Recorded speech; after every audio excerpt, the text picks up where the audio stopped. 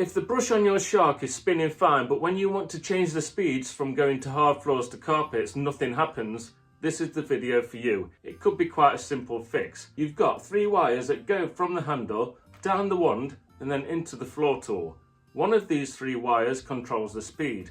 If that is broken, or if the connection has dust in it, it will stop it working. We're going to find out where the break is or where the dust is. We're going to start by taking each part off the vacuum cleaner. We're going to release the handle, then we're going to press the lift away button and take the main body off, and then we're going to release the wand.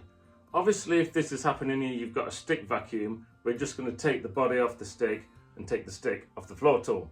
And now what we're going to do is connect the handle straight to the floor tool. Now, when you turn it on and tilt it, let's see if the button works. If the button works, it means the wand that you got rid of has the issue. It could be as simple as you've got a little bit of dust in the 3 connectors at the end of the wand, so just check those first. But it's most likely that inside one of the connectors is broken. I'll show you inside this one. You've got a broken wire here. When you connect it to the vacuum cleaner, the wire and spring move up, and then basically every time you're taking that in and out, it's doing this and the wire breaks. They are very stiff wires and you can't solder them reliably. The way to resolve this in this situation is to simply buy a new wand for your vacuum cleaner. These are about £20–30, much cheaper than buying a complete vacuum cleaner. If however you've connected the handle straight to the floor tool, turned it on, tilted it, and nothing's changing still when you use the switch, the problem will be inside the floor tool. You're probably thinking, well hang on, what about the switch?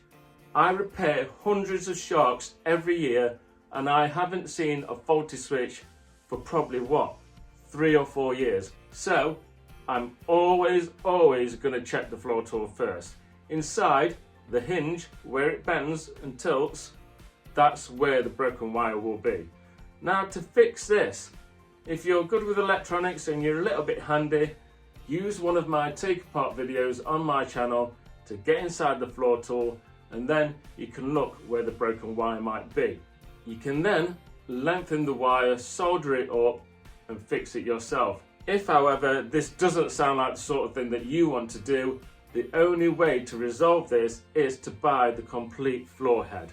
They're called a power nozzle and they're available on the Shark website. You can also buy used ones on places like eBay.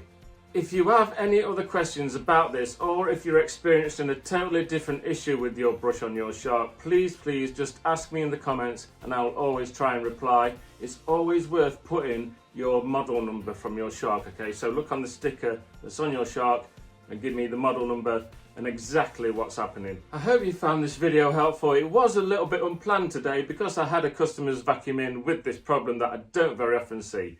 If you have any other problems, here is the playlist that you can flick through and find the problem that you're having with your shark.